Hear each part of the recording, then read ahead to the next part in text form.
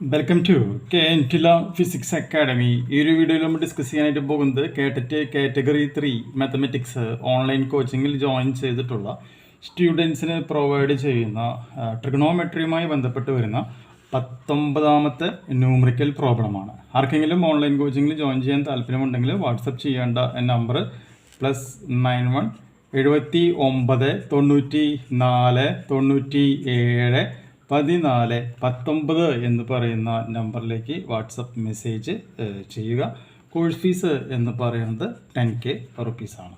അപ്പോൾ നമുക്ക് ക്വസ്റ്റ്യൻ പേപ്പറിൽ വന്നിട്ടുള്ള ആ 19ാമത്തെ ക്വസ്റ്റ്യൻ നമുക്ക് എങ്ങനെ സോൾവ് ചെയ്യാം എന്നുള്ളത് നോക്കാം.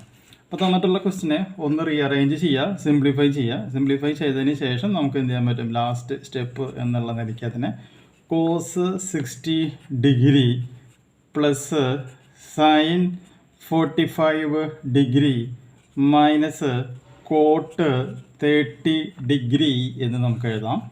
Then whole divided by. Okay, നമ്മളിങ്ങനെ എഴുതുന്നു. അതിനുശേഷം നമ്മൾ എന്താണ് ചെയ്യുന്നത്, ഒരു ഹോൾ ഡിവിഷൻ കൊടുക്കുകയാണ്.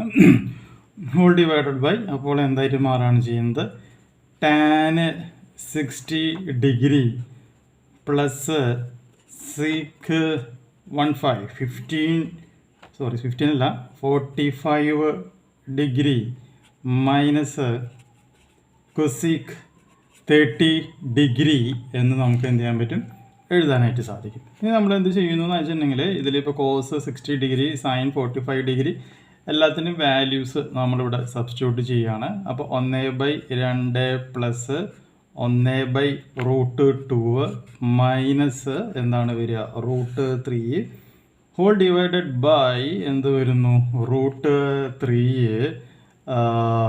പ്ലസ് √2 മൈനസ് 2 എന്ന് വരുന്നു. ഓക്കെ, അപ്പോൾ ഇതിനെ കിട്ടിയില്ലേ. ഇനി നമ്മൾ എന്ത് ചെയ്യുന്നു, ഇതിനൊന്ന് സിംപ്ലിഫൈ ചെയ്യുക. സിംപ്ലിഫൈ ചെയ്യുമ്പോൾ എന്ത് വരും, √2 plus 2 minus 2√6 whole divided by 2√6 plus 4 minus 4√2 എന്ന് പറയുന്ന റിസൾട്ടിലേക്ക് നമ്മുടെ ആൻസർ എത്തിക്കാനായിട്ട് പറ്റും. ഓക്കെ,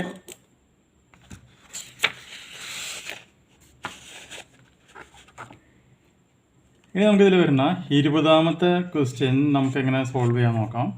സോ 20ാമത്തെ ക്വസ്റ്റ്യൻ അനുസരിച്ചിട്ട് നമ്മൾ എന്ത് ചെയ്യുന്നു, നമ്മുടെ എക്സ്പ്രഷൻസിനെ നമുക്കൊന്ന് റീഅറേഞ്ച് ചെയ്ത് നമുക്ക് എഴുതാം.